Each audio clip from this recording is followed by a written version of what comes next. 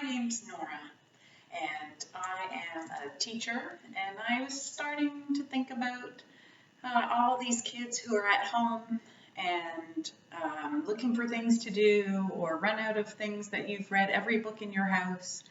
And I started thinking about the books I had in my house from my classroom teaching and remembered that I had a bunch of books about mindfulness. And it seemed to me that this might be a good time to spend some time thinking about being mindful and being aware of our surroundings. So I am here today to read you the book called What Does It Mean to Be Present? And for those of you who are at home missing school, I'm missing my students, and I thought maybe you might enjoy hearing a story that you don't know. So here we go. What does it mean to be present?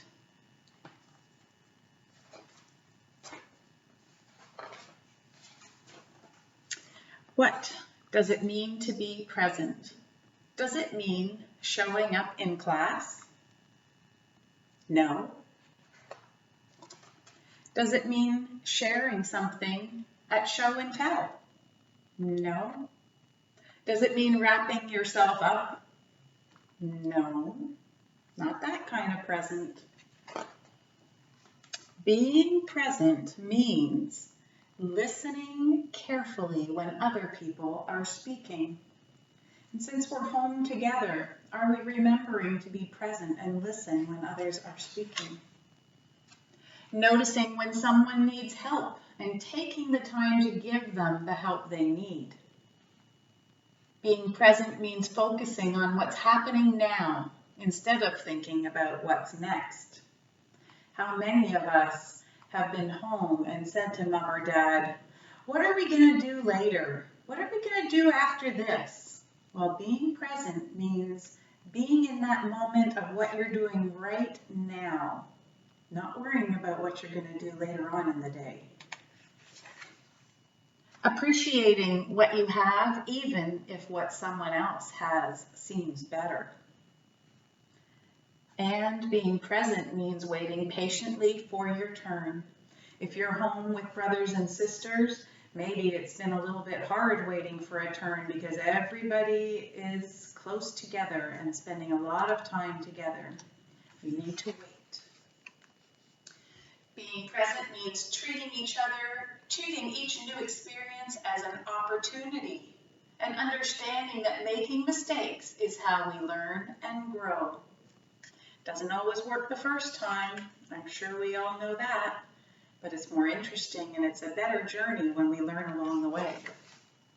Being grateful for your family and friends and telling them so.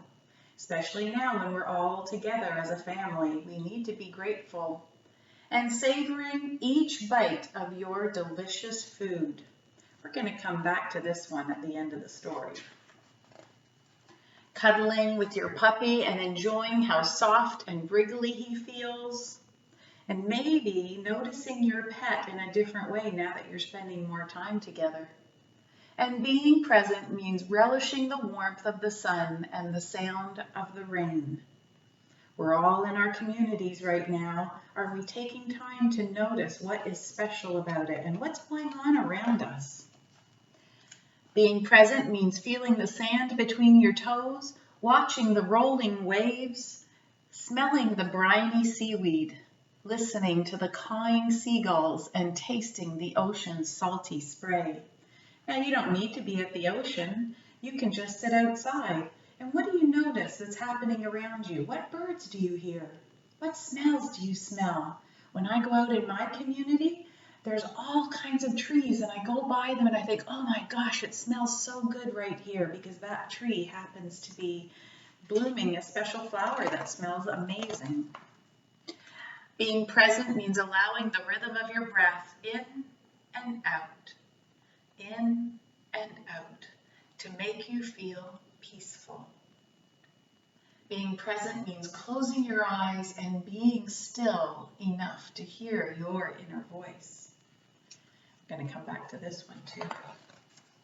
Being present means living in the moment. It means realizing that yesterday is history. Tomorrow is a mystery. And today is a gift, and that's why we call it the present. So tell your friends what it means to be present, and spread the word.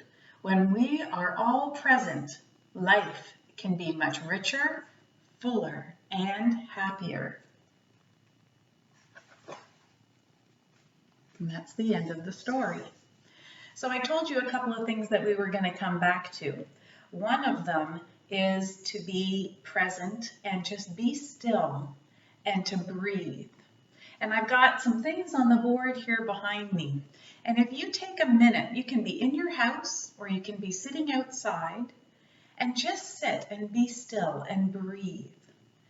And I want you to see if you can find 5 things that you see. And then see if you can find 4 things that would feel different if you touched them.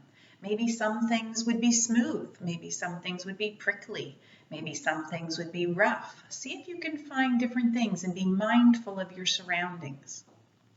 Find 3 things that you hear when you're sitting and being still. When I did that this morning, I sat outside and I heard a crow cawing.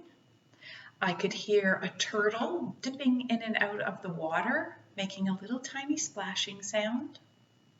And then I heard the wind whistling between the leaves on the tree. Next, see if you can find 2 things that you smell. Maybe you're inside your house and you can smell that someone has started cooking dinner. What does it smell like? And finally, taste. And when you taste, I want you to try something. I don't want you to eat. Eating is just ordinary everyday stuff. But if you're mindful, you taste your food. Did you know that your tongue has different parts on it that taste different things? The tip of your tongue is responsible for tasting different things than the back of your tongue is. And the sides of your tongue are responsible for tasting different things. So here I have just an ordinary grape. I am not going to eat this grape. I am going to mindfully taste it. And when you taste in a mindful way, you experience your food in a way that you have never experienced it before. And you take your time and you chew it slowly and you let it roll around in your mouth and let all the different parts of your tongue give you information about that food. Is it crunchy? Is it juicy? Is it sweet? Is it sour? Is it cold? Is it warm? All of those things get experienced when you taste your food. And when I would teach my students, I would sometimes have a fun thing, like maybe we might have a new flavor of a Hershey's Kiss, or maybe when Oreo cookies come out with their mystery flavor, we would mindfully taste that new experience and see what we could discover tasting something for the very first time. We would even close our eyes and experience it just with our taste buds. So here we go.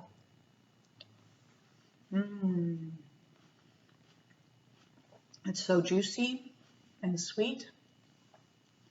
Really take your time eating it and experience it. Get someone in your house to give you something with your eyes closed, something that's in your house. You don't need to go to the grocery store. Look and see, and let someone give you something. You know, you have to trust them that they're not going to give you something you don't like. But see if you can eat it in a way that you've never experienced before. Well, that's our installment for today. That's our story. What does it mean to be present? And maybe we can all try some of these things and try to be present. Have a great day, everybody. Stay tuned for the next story. This is Miss Nora coming to you from Savannah, Georgia.